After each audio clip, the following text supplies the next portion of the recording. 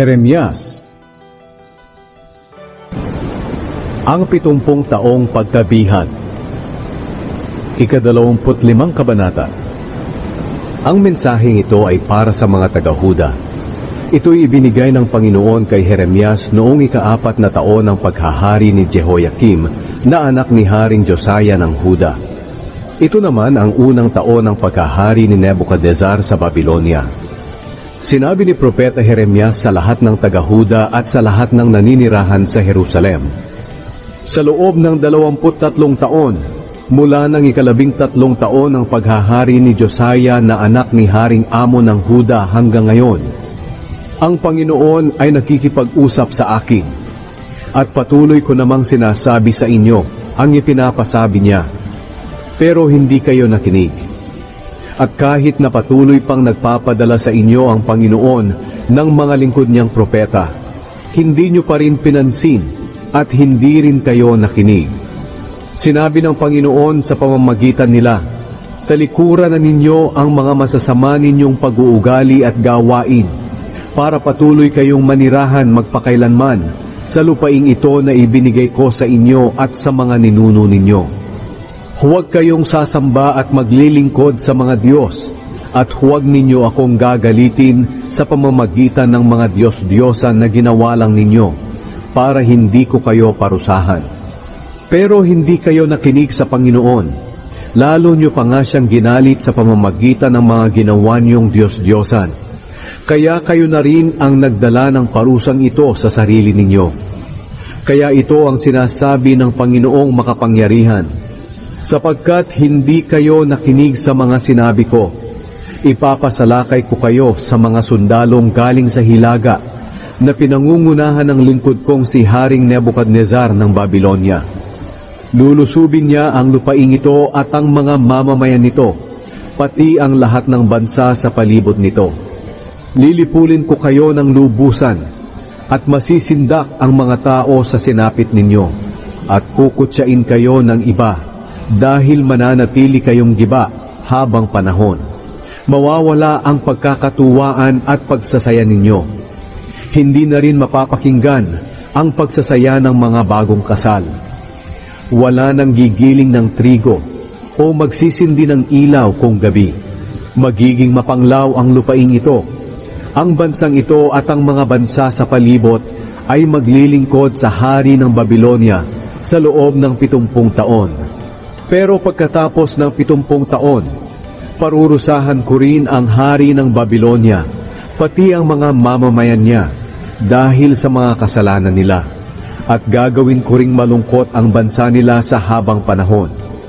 Ipapadama ko sa bansa nila ang lahat ng sinabi ko laban sa kanila, at sa iba pang mga bansa, ayon sa sinabi ni Jeremias na nakasulat sa aklat na ito. Aalipinin sila ng maraming bansa, at ng mga makapangyarihang hari. Parurusahan ko sila ayon sa mga ginawa nila. Ang tasang puno ng galit ng Diyos. Sinabi sa akin ng Panginoon, ang Diyos ng Israel, kunin mo sa kamay ko ang tasang puno ng galit ko, at ipainom mo sa lahat ng bansa na pagsusuguan ko sa iyo. Kapag nainom nila ito, magpapasuray-suray sila na parang nauulol, dahil sa digmaan na ipapadala ko sa kanila. Kaya kinuha ko ang tasa sa kamay ng Panginoon, at ipinainom ko sa lahat ng bansa kung saan niya ako isinugo. Pinainom ko ang Jerusalem at ang mga bayan ng Huda, pati ang mga hari at pinuno nila, para mawasak sila. Masisindak ang mga tao sa mangyayari sa kanila. Kukutsain at susumpain sila, gaya ng ginagawa sa kanila ngayon. Pinainom ko rin ang Paraon na hari ng Ehipto, ang mga tagapamahala at mga pinuno niya, at ang lahat ng mamamayan niya, pati ang mga hindi Ehipsyo na naninirahan doon. Pinainom ko rin ang mga hari at mga mamamayan ng mga sumusunod na lugar, ang Uz, ang mga lungsod ng Filistia, na ang mga hari nito ang namahala sa Ashkelon, Gaza, Ekron, at Ashdod, Edom, Moab, Ammon, Tyre, Sidon, mga pulo sa ibayong dagat, Dedan, Tema, Buz, ang mga nasa malalayong lugar, Arabia, mga angkan sa ilang, Zimri, Elam, Media, ang mga bansa sa hilaga, malayo man o malapit, at ang lahat ng kaharian sa buong daigdig. At ang huling paiinumin ay ang Babilonia. Pagkatapos, sinabi sa akin ng Panginoon, sabihin mo sa mga bansang ito na ako ang Panginoong makapangyarihan, ang Diyos ng Israel ay nagsasabi, sige, uminom kayo sa tasa ng galit ko hanggang sa malasing, magsuka at mabuwal kayo, at hindi na makabangon, dahil ipapadala ko sa inyo ang digmaan. Pero kung ayaw nilang uminom, sabihin mo sa kanila na ako ang Panginoong makapangyarihan ay nagsasabi, kinakailangang uminom kayo. Sinisimulan ko na ang pagpapadala ng kaparusahan sa Jerusalem, ang lungsod na pinili ko para sa kapurihan ko. Akala nyo ba'y hindi ko kayo parurusahan? Parurusahan ko kayo, sapagkat paglalabanin ko ang lahat ng bansa sa buong daigdig. Ako ang Panginoon, ang nagsasabi nito.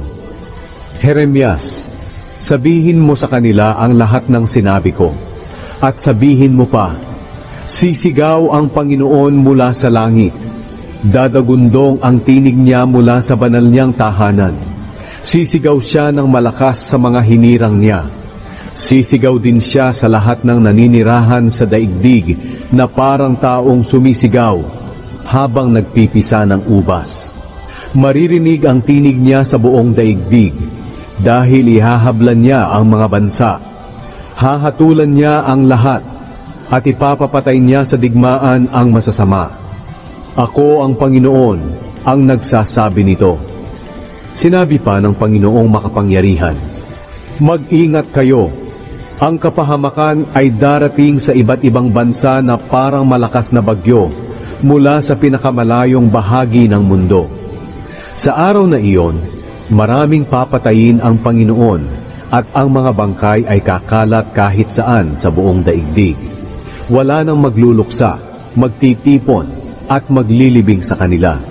Pababayaan na lang sila na parang dumilang sa ibabaw ng lupa.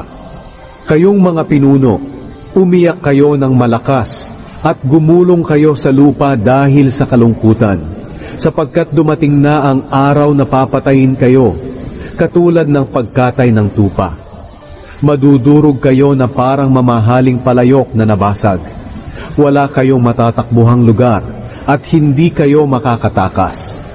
Maririnig ang iyakan at pagdaing nyo, dahil nilipol ng Panginoon ang mga mamamayan ninyo, at dahil sa matinding galit ng Panginoon, magiging disyerto ang saganang pastulan. Ang Panginoon ay parang leon na lumabas sa yungib nito para maghanap ng masisila. Magiging mapanglaw ang lupain nyo dahil sa pagsalakay ng kaaway at dahil sa matinding galit ng Panginoon.